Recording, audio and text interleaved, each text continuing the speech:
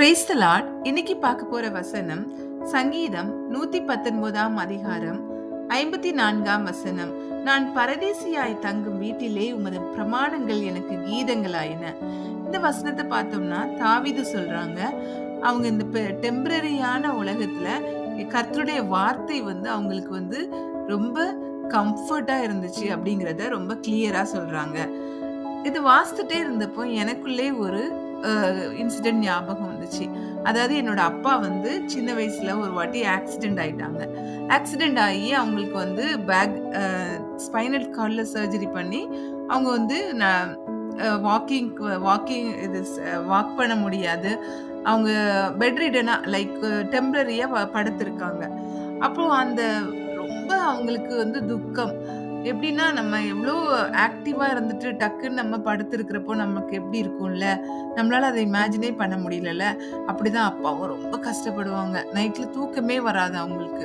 அப்போ எப்பவுமே சொல்லுவாங்க என்கிட்ட, "நீ இந்த அதிகாரத்த வாசி, சங்கீதத்த வாசி" அப்படிலாம் சொல்லுவாங்க.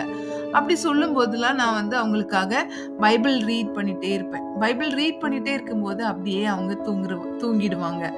அப்பதான் நான் அந்த வசனத்த வாசித்துட்டே இருந்தப்போ, சங்கீதக்காரராகிய தாவீது அத சொல்லப்பதான் எனக்கு இந்த இன்சிடென்ட்ட கோரிலேட் பண்ண முடிஞ்சுச்சு. அப்பா எப்படிலாம் கஷ்டப்பட்டுருக்காங்கல்ல. அப்போ அவங்களுக்கு கர்த்தருடைய வார்த்தை எப்படி சூதிங்கா இருந்திருக்கு. அப்படிங்கிறது என்னால இப்ப இமேஜின் பண்ண முடியுது. அதே மாதிரி தான் நம்மளுடைய வாழ்க்கையில நெறைய கஷ்டமான சூழ்நிலையில நம்ம எப்படி கர்த்தருடைய வார்த்தையை நாடி, எப்படிலாம் நம்ம கர்த்தருடைய வார்த்தையை கேட்கும்போது நமக்கு எவ்வளவு ஆதரவா இருக்குல்ல. அதேதான் சங்கீதக்காரராகிய தாவீதும் சொல்றாங்க.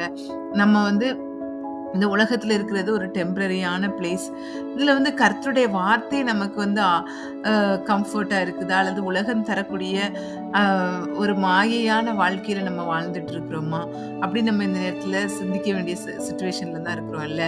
கர்த்தர் தாமே இந்த வசனத்தை ஆசீர்வதிப்பாராக. ஆமென்.